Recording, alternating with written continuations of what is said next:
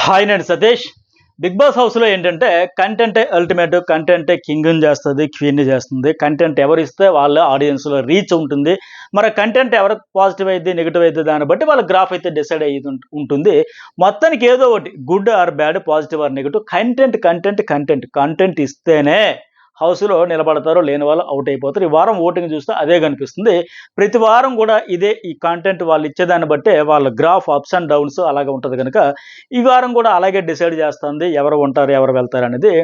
Everyday వాళ్ళు ఆడుతున్న టాస్కుల్లో తీసుకున్న స్టాండ్, ఆడే మాటలు, హ్యాండిల్ చేసే ఆ సిచ్యువేషన్స్ హ్యాండిల్ చేసే విధానం, వీటన్నింటి మీద కలిపి వీళ్ళ గ్రాఫ్, ఓటింగ్ గ్రాఫ్ ఆధారపడి ఉంటుంది. వీటికి తోడు ముందుగా వాళ్ళు ఏదైనా ప్రొఫెషన్లో కొంత లేదా సోషల్ మీడియా ఇన్ఫ్లుయెన్సర్స్గా ఏమైనా ఇంపాక్ట్ క్రియేట్ చేయగలిగితే అది కూడా ఒక 5-6 వారాల వరకు జర్నీకి ఉపయోగపడుతుంది. అది ఆ తర్వాత ఇంకా ఒక కంటెస్టెంట్గా వీళ్ళు ఎట్లా బిహేవ్ చేశారు, ఎట్లా ఆడారు, ఎలా వ్యవహరించారు, వాళ్ళ స్వభావం ఎట్లా ఉంది అనే దాన్ని బట్టి ఆ గ్రాఫ్ ఇంకా అంతకు మించి ఉంచాలా లేదా కంటెస్టెంట్గా నెగిటివ్ తెచ్చుకున్నా బయటికి పంపించే అవకాశం ఉంటుంది. సో ఈ వారం చూసుకుంటే ఎట్లా ఉందంటే విష్ణుప్రియ ఈ వారం అంతా డామినేటింగ్లోనే కనిపిస్తుంది. పక్కగా ఫస్ట్ డే నుంచి కూడా లాస్ట్ అండ్ ఇంకా 1.5 డే వరకు ఉంది. ఇంతవరకు కూడా కనిపించింది. ఈ చివరిలో కూడా అదే కనిపిస్తుంది 1.5 డే కూడా. అయితే ముందు ముందు కూడా నిఖిల్ని క్రాస్ చేసిన ఆశ్చర్యపోకల ఆ పరిస్థితి ఉంది. దాని గురించి కూడా నెక్స్ట్ మణికంఠ గురించి చెప్పినప్పుడు మాట్లాడదాం. అలాగే గతంతో పోల్చుకుంటే 2 వారాల కంటే బెటర్గా ఆడుతుంది. గుడ్లు టాస్క్ కూడా బ్రహ్మాండంగా ఆడుతుంది. గుడ్లు కంప్లీట్గా తెచ్చే బాధ్యత ఆమె తీసుకుంటే ఎక్కడ రూడ్ అవ్వట్లే, రఫ్గా వెళ్ళిపోవట్లే, ఫిమేల్ కార్డ్స్ ఏం తీయకుండా చక్కగా ఆడుకుంటూ ఎక్సలెంట్గా ఆడుతుంది, ఎఫర్ట్స్ అన్ని పెడుతుంది. గతంలో ఇదే విష్ణుప్రియ ఏమనింది, ఫిజికల్ టాస్క్లు నా వల్ల కాదు అన్నట్టు ఆమె ఇప్పుడు మంచిగా ఆడుతుంది.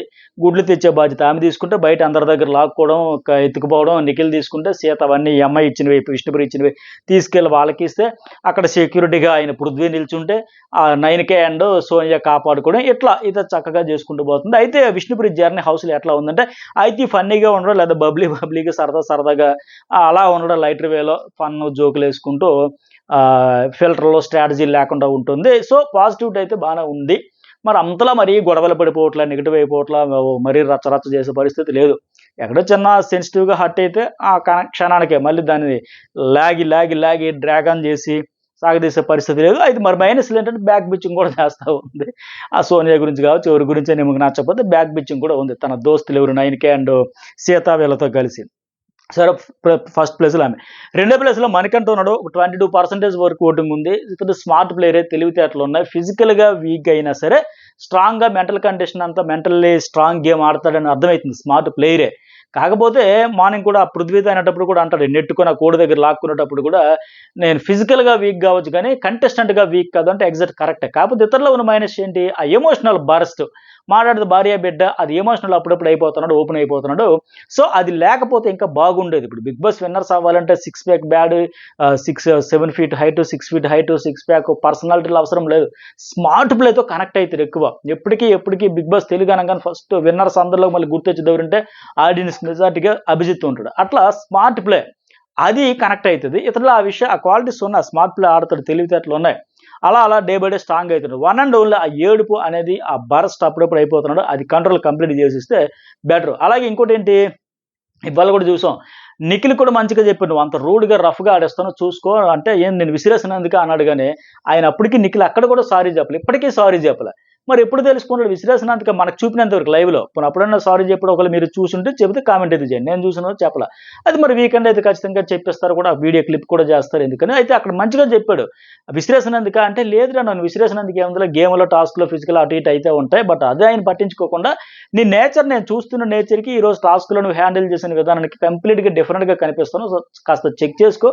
గుడ్లు సంపాదించుకోవచ్చు, తెచ్చుకోవచ్చు, కానీ ఎంతసేపు నీ నేచర్ ఎట్లా ఉందంటే అటాక్ మోడ్లో వెళ్తాను, పక్కోడి మీద లాక్కుందాం, దాచుకుందాం, దోచుకుందాం ఇలాంటిది. సో నన్ను విశ్లేషణ కెంటేసిన నువ్వు బయట ఎట్ట రాంగ్ వేలో నెగిటివ్ పోటర్ అయితే చెక్ చేసుకో, చూసుకో, ఆ డ్యామేజ్ అయింది నీకే, అంత రూడ్ అవసరం లేదన్నట్టు చెప్పాడు తప్ప ఆయన మళ్ళీ దాన్ని హైలైట్ చేసుకుని అవును నన్ను నెట్టేసో తోసేసో నాకు దెబ్బ తగిలింది వాళ్ళకి సింపతి కోసం ట్రై చేయలే. సో నిఖిల్కే మంచిగా చెప్పినాడు.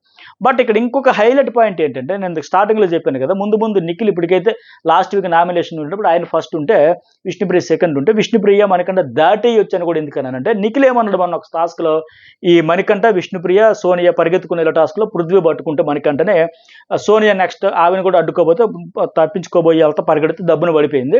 విష్ణుప్రియ స్విమ్మింగ్ పూల్ టాస్క్లో గెలిచింది కదా. ఆ టాస్క్ సందర్భంగా నిఖిల్ వచ్చి యష్మి వీళ్ళందరూ పృథ్వీ వీళ్ళందరూ అక్కడ ఉంటారే మచ్చ మనం ఆర్టిస్టులు మచ్చ దెబ్బలు తగిలితే తలలు పగిలితే ఎలా ఎవరు రెస్పాన్సిబిలిటీ అంటే అప్పుడు అక్కడ చెప్పాడు సోనియా పడిపోయిందని చాలా కోపంతో బాధతో పౌరుషంతో వచ్చి తను అతను చెప్పాడు అట్ట ఎట్టా మచ్చ దెబ్బలు తగిలితే తలలు పగిలిపోతే ఎట్లా అని చెప్పేసి ఇప్పుడు అదే వీడియోని క్లిప్పింగ్ని భయంకరంగా మేము వైరల్ అయితే చేస్తా ఉన్నారు. ఎందుకంటే ఇప్పుడు పృథ్వీ ఆ రోజు అడిగాడు యష్మి కూడా చెప్పింది అరే మరో ఆర్టిస్టులు అంటే ఎట్లా టాస్క్లు ఆడమని లెక్క. మరి ఈ రోజు ఇతను ఎలా ఆడాడు నిఖిల్ ఇతని విషయంలో 2 చేతులు పట్టుకొని గద్దెది కోడి పిల్లని ఎత్తుకుపోయినట్టు ఇలా విసురు కొట్టేశాడే. మరి ఇప్పుడు ఆర్టిస్టులు తలలకు తగిలితే మొహాలకు తగిలితే తలలు పగిలిపోతాయని గుర్తులేదా? సో దానికోసం నిఖిల్ది అయితే ఈరోజు ఆ మణికంఠ నెలకి విసిరి కొట్టేసిన వీడియో క్లిప్ వేస్తూ ఫ్యూ డేస్ బ్యాక్ లేటర్ అని చెప్పేసి ఆ పాత క్లిప్ వేసి ఆ రోజు ఎంత చెప్పాడు శుద్ధపోసు కబుర్లని చెప్పాడు. మరి ఆ రోజు గుర్తున్నవి ఈ రోజు ఎందుకు గుర్తులే అంటే సోనియాకి దెబ్బలు తగలకూడదా మణికంఠకి దెబ్బలు తగిలిన పర్లేదా అంటే నిఖిల్ నిజంగా ఆర్టిస్టే పెద్ద ఆర్టిస్టే మాస్క్ వేసేసారు సార్ అని చెప్పి భయంకరంగా మేమ్స్ అయితే చేస్తున్నారు. అంటే ఇక్కడ నీ స్వభావం ఏంటి అనేది చూస్తారు. అన్ని సందర్భాల్లో అందరి విషయంలో ఒకే లెక్క వ్యవహరిస్తున్నావా డెసిషన్స్ తీసుకుంటున్నావా లేకపోతే నీ పరతన మరి ఇట్లా మారిపోతూ ఉంటుంది అనేది ఆడియన్స్ చూస్తారు. సో మాస్క్ ఉన్నాడని క్లియర్గా అర్థమవుతుంది. ఇప్పటికీ సారీ చెప్పలేదు సరిగ్గా దానికి అంటున్నారు సారు సునీల్ డైలాగ్ ఉంటుంది కదా సారు చెబుతారు పాటించరని అదే అంతే కదా మరి ఆ రోజు అయినప్పుడు ఈ రోజు కనీసం మరి అదే ఉండాలి కదా. ఆ నేచర్ లేదంటే ఆ రోజు ఒకలాగా ఈ రోజు ఒకలాగా అంటే తన వాళ్ళు తన ఫ్రెండ్స్ అనుకుంటే ఒకలాగా కాంపిటీటర్స్ అనుకుంటే ఒకలాగా మరి సో ఇదైతే మైనస్ ఖచ్చితంగా నిఖిల్కి మైనస్. ఎందుకంటే ఇది మాస్క్ అని అర్థమైపోతుంది ఆయన స్వభావం. అందుకే మణికంఠ కూడా నీ స్వభావానికి విరుద్ధంగా ఆడుతున్నావు ఏంటో నాకు కనిపిస్తున్నావు అంటే ఎగ్జాక్ట్గా మరి ఆ రోజు అంత సున్నితంగా ఆడాలి ముద్దుగా ఆడాలి ఇలా చెప్పినాడు. మరి ఈ రోజు ఎందుకు అలా ఆడలేకపోయాడు మరి ఈ రోజు ఎందుకు ఈ స్టేట్మెంట్ ఇవ్వలేకపోయాడు తలల పొగులతో చూసుకొని ఆయన ఇసురు కొట్టేశాడు కదా.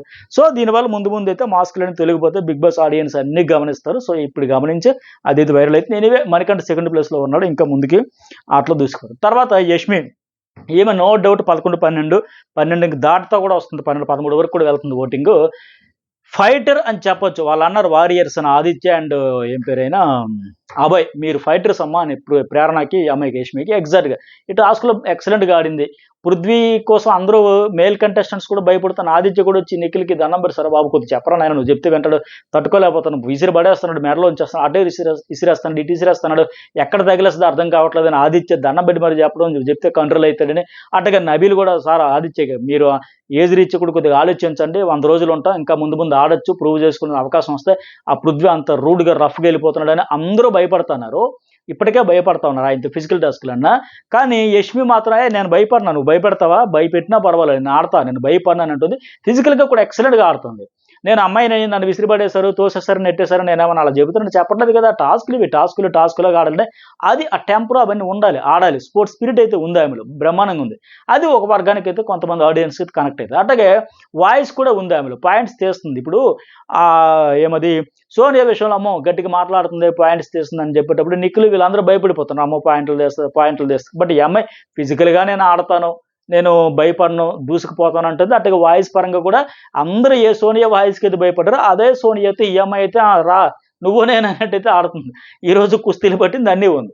అయితే ఈ యష్మిలో ఉన్నది ఏంటంటే కొద్ది టెంపర్ ఎక్కువ గబుక్కున మాట ఆయన విసిరేస్తుంది అది తగ్గి మిగతా అయితే బాగానే ఉంది. అయితే ఇంకోటి ఏమంటుంది ఇందాక పృథ్వీ విషయంలో కూడా నువ్వు సోనియా కాంటది నీకు ధైర్యం లేదు నువ్వు అతన్ని ముందుకు పెడతానో వెపన్లా వాడతాను ఆయుధంలాగా అయింది పృథ్వీని నువ్వు ముందుకు రాలావా నీకు దమ్ము లేదో ధైర్యం లేదండి. అఫ్ కోర్స్ ఇక్కడ నేను సోనియాది కూడా తప్పు పట్టట్లేదు ఎందుకంటే వాళ్ళ స్ట్రాటజీ వాళ్ళు ఎగ్స్ ప్రొటెక్ట్ చేసుకోవాలి వాళ్ళకి మరి కండబలం ఉంది అడ్డంగా పెట్టుకుంటారు సేఫ్టీగా సెక్యూరిటీగా స్ట్రాటజిక్గా ప్లానింగ్గా వెళ్తున్నారు. నువ్వు అడ్డంగా ఉండు డిఫెండ్ చేసుకోవచ్చు వాళ్ళు అటాక్ వచ్చినా సరే అంటే సోనియా తప్పేం లేదు అక్కడ వాళ్ళ స్ట్రాటజీ మరి ఎగ్స్ ప్రొటెక్ట్ చేసుకోవాలంటే మరి పృథ్వీని వద్దులే నువ్వు అక్కడికి వెళ్ళి మూలకు వచ్చని చెబుతుందా చెప్పదు కదా. సో వాళ్ళకున్నే బలాన్ని అయితే వాళ్ళు వాడుతున్నారు తెలివిని బలాన్ని వాడుకుని కోఆర్డినేషన్ చక్కగా చేసుకుంటూ ఆ విష్ణుప్రియ తేవడం సీత అందించడం ఈ నైనిక సోనియా దాచిపెట్టడం దానికి ప్రొటెక్షన్గా సెక్యూరిటీగా పృథ్వీ నిల్చోవడం మధ్యలో బయట అంతా లాక్కోవడం దాచుకోవడం అన్నట్టుగా నిఖిల్ ఎలా ఆడుతున్నారు. అయితే ఓకే ఇవన్నీ ఓకే మరి యష్మి ఏంటంటే మొహమ్మద్ చెప్పింది నువ్వు చేటర్ ఈ మరోసారి ప్రూవ్ చేసావు సంచాలకురాలుగా నీ టాస్క్ నీ క్లాన్కే నువ్వు ఫేవర్ చేసావు తప్ప అన్ఫెయిర్ డెసిషన్ తీసుకున్నావు మరోసారి చేస్తావు నువ్వు చేయటం అని చెప్పేసి క్లియర్గా చెబుతుంది. అంటే ఆమె విషయంలో పాయింట్ ఏదైనా టాస్కుల పరంగా ఏదైనా ఫెయిల్యూర్ అనిపించినా అన్ఫెయిర్ అనిపించినా ఓపెన్గా చెప్పేస్తుంది మొహమాట పడట్లా క్లియర్గా పడకుండా చెబుతూ ఉంది. అయితే ఇంకోటి ఏంటి యష్మికి ఫస్ట్ 2 వారాలు బిగ్ బాస్కి దత్తపుత్రిగా క్వీన్ అన్నట్టు అనిపించింది అంటే ఆవిడకి అంతా లక్ కలిసి వస్తుంది ప్రతిదీ లక్కీగా అనిపిస్తుందని. బట్ ఈసారి ఏంటంటే ఈ వారం ఆ కంఫర్ట్ జోన్ నుంచి బయటకు వచ్చేసరికి నా మాట ఎవరు వినట్లు, అప్పుడు నేను చీఫ్, నేను చెప్పింది మీరు చేయాలి అన్నట్టు ఉండేది. ఇప్పుడు అది లేదు. ఇప్పుడు కంఫర్ట్ జోన్ నుంచి వచ్చి స్ట్రగుల్ ఫేస్ చేస్తుంది. ఆవిడ స్ట్రెంత్ ఏంటి, స్టామినా ఏంటి బయటపడుతుంది ఇప్పుడు. సో బెటర్‌గానే ఆడుతుంది. తర్వాత కిరాక్ సీత ఎందుకో డల్ అయ్యింది, తగ్గుతుంది ఓటింగు కొద్దిగా అలా అలా రిస్క్ జోన్‌లోకి వచ్చేద్దాం లాస్ట్ డేకి వచ్చేసరికి అనిపిస్తుంది. ఫిజికల్ టాస్క్‌లో ఉంది. మొదటి 2 రోజులు బాగా ఓటింగ్ పడింది. ఇప్పుడు అలాగా అగ్రెసివ్‌గా తగ్గింది.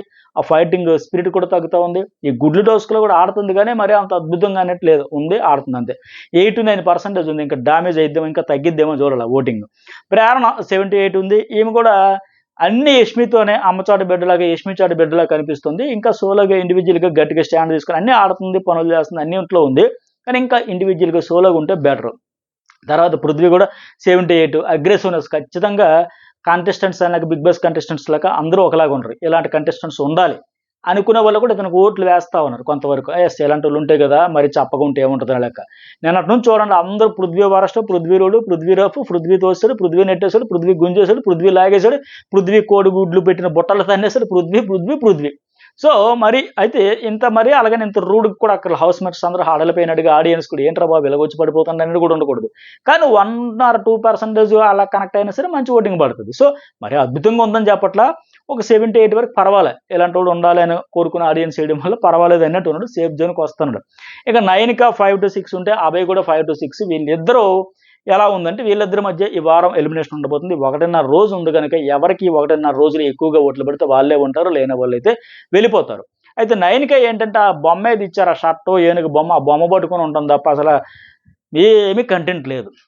నేను స్టార్టింగ్ చెప్పినట్టుగా గుడ్డో బ్యాడో ఫైర్ రావాలి, టెంపర్ ఉండాలి, ఏదో ఒకటి ఉండాలి కదా. ఇలాంటి టాస్క్‌లు ఇంత ఎగ్స్ టాస్క్‌లో కంటెస్టెంట్స్ అందరూ కింద పడి, మీద పడి, అటుపడి, ఇటుపడి అల్లకొల్లాలు అయిపోతుంటే ఆ ప్రభావతి ఇచ్చిన దెబ్బకి కయ్యాన కాలు దూని పందెం కొలులో తలపడుతుంటే ఈమె మాత్రం విన్నాను అన్నట్టు ఆ మూల కూర్చొని ఆ గుడ్లు కాపాడుకుంటూ కూర్చోవడం తప్ప కంటెంట్ లేదు. పోనీ ఇంత అద్భుతమైన టాస్క్‌లోనే పర్ఫార్మెన్స్ చేసుకోలేక, స్క్రీన్ స్పేస్ దక్కించుకోలేక ఉంటే మిగతా సందర్భాల్లో కూడా కనబడట్లే. సో ఈమె కంటే 100 రెట్లు బెటర్ అనిపిస్తున్నాడు అభయ్ నవీన్. ఎందుకంటే ఆ టెంపర్ ఉంది, హైపర్ ఉంది. ఇప్పుడు ప్రోమోలో కూడా చూసినట్టుగా ఈ రూల్స్ పెట్టేసరికి ఫ్రస్ట్రేట్ అయిపోతున్నాడు. మనిషి పుట్టారా, యూజ్లెస్ ఫెలోస్, ధమాక్ లేదా అని. అలాగే ఇలాంటి నేపథ్యంలో చీఫ్‌గా తీసేయడం, ఈ హైపర్ టెంపర్ ఇవన్నీ ఉంటే మంచిదే. కానీ చూపాల్సిన దగ్గర చూపకుండా అత్త మీద కోపం దుత్త మీద అన్నట్టుగా ఆటగాళ్ళతో ఆడకుండా అక్కడ చేతులెత్తేసి బిగ్ బాస్ మీద చూపడం అయితే ఖచ్చితంగా రాంగు. ఎందుకంటే సోనియాతో కూడా ఫైట్ చేస్తే బాగుండదు. టాస్క్ బెలూన్ టాస్క్ పరంగా. అక్కడ సరే ఆవిడ డెసిషన్ ఆవిడ ఇచ్చేసింది. ఇది ఎక్కడ అన్యాయం అని చెప్పేసి వచ్చి చేతులు కట్టుకొని వచ్చి బయట బిగ్ బాస్ నేను ఆడినాను. బిగ్ బాస్ మీద కాదు నువ్వు అడగాల్సింది. నువ్వు అడగాల్సింది సోనియాని. సంచాలకురాలుగా నీకు డెసిషన్ ఆమె చేసింది నీకు నచ్చలేదా? ఏ పాయింట్‌ని పాయింట్ టు పాయింట్ మాట్లాడుకొని అక్కడ పంచాయతీ పెట్టుకొని ఆవిడని అడగాల్సింది పోయి ఆవిడ నా ఫ్రెండ్ అని వదిలేసొచ్చి ఇక్కడ బిగ్ బాస్ మీద అలిగితే ఎట్లా అయితది? ఇప్పుడు యష్మి ఏంటి తప్పైనా, ఒప్పైనా ఇతనికంటే చీఫ్‌గా ప్లస్ ఆ టాస్క్ ఆడిన ప్లేయర్‌గా ఇతడు ఏమైనా ఉంటే ఇతడు అడగాలి. పైగా చీఫ్‌గా ఉండి టీమ్‌ని లీడ్ చేయాల్సింది పోయి ఇతడు అలిగొచ్చి కూర్చుండిపోతే ఎట్లా? నేను ఆడను బిగ్ బాస్. అవతల వాళ్ళు గేమ్ ఆడుతున్నారు. అది కొందరు రూడ్‌గా ఆడతారు, కొందరు సాఫ్ట్‌గా ఆడతారు, కొందరు స్మార్ట్‌గా ఆడతారు, రకరకాలుగా ఆడతారు. మణికంఠకి దెబ్బలు తగలలేదా? ఎక్కువ తగిలినాయిగా. ఆదిత్య కూడా ఇతనికంటే 100 రెట్లు బెటర్‌గా ఆడుతున్నాడే. ఆ ఫిజికల్ టాస్క్‌లు అయినా సరే బతిమిలాడుకునో, బెదిరించుకునో, హడావిడి చేసి బట్ కంప్లీట్‌గా అభయ్ అయితే ఇది రాంగు. ఆడాల్సిన టైంలో ఆడకుండా ప్రూవ్ చేసుకోకుండా టీమ్‌ని కూడా ఆ స్పిరిట్ టీమ్ లీడర్‌గా ఒక ఎంకరేజ్ చేసి, మోటివేట్ చేసి మనం పనులు చేయొద్దు, మనం ఆడొద్దు అని ఆ అస్త్రాన్ని కింద పడేసి పైగా బిగ్ బాస్ మీద అనడం, అలగడం, అరవడం అయితే చూస్తే కరెక్ట్ కాదు. ఇప్పటికే ఓటింగ్‌లో లీస్ట్‌లో ఉన్నాడు. సో ఇలాంటి నేపథ్యంలో మరింత మైనస్ నెగటివిటీ తప్ప ప్రూవ్ చేసుకున్నాడంటే కాదు. సో మొత్తానికి వీళ్ళిద్దరి మధ్య ఉండబోతుంది. డ్రాస్టిక్ చేంజెస్ ఏమైనా జరిగితే ఇంకా సీతగా కిందకొచ్చినా ఆశ్చర్యపోగలిగా అంత జరగదనుకుంటున్నా. ఆహ్, చూడాలి మరి 9 వెళ్ళొచ్చు, అభయ్ వెళ్ళొచ్చు. ఇంక ఈ 1 ½ డే ఉంది కనుక ఓట్లయితే గుద్దిబడి ఉన్నాయి. ఇంకొక ఇంపార్టెంట్ ఏంటంటే విసురుగాల్స్ అయితే కనెక్ట్ అవ్వట్లేదు చాలా మంది కంటెస్టెంట్స్. చాలా మంది అంటే అందరూ అవ్వట్లేదు. టెక్నికల్ ప్రాబ్లమ్ ఏదో ఉందంట. సో బట్ మీ ఫేవరెట్ కంటెస్టెంట్‌కి హాట్‌స్టార్‌లో వేయండి. అలాగే అన్‌అఫీషియల్‌లో కూడా ఓటు వేయండి. ఎవరు ఉండాలి, ఎవరు వెళ్ళాలనుకుంటున్నారో కామెంట్ కూడా చేయండి. అలాగే మన జర్నలిస్ట్ సతీష్‌లో కూడా దీనికి ముందు లైవ్ అప్డేట్స్ అన్నీ కలిపి ఒక వీడియో అప్‌లోడ్ చేస్తా. చాలా బావుంటుంది. అది కూడా మిస్ కాకండి. చూడండి చాలా ఇంట్రెస్ట్‌గా ఉంటుంది.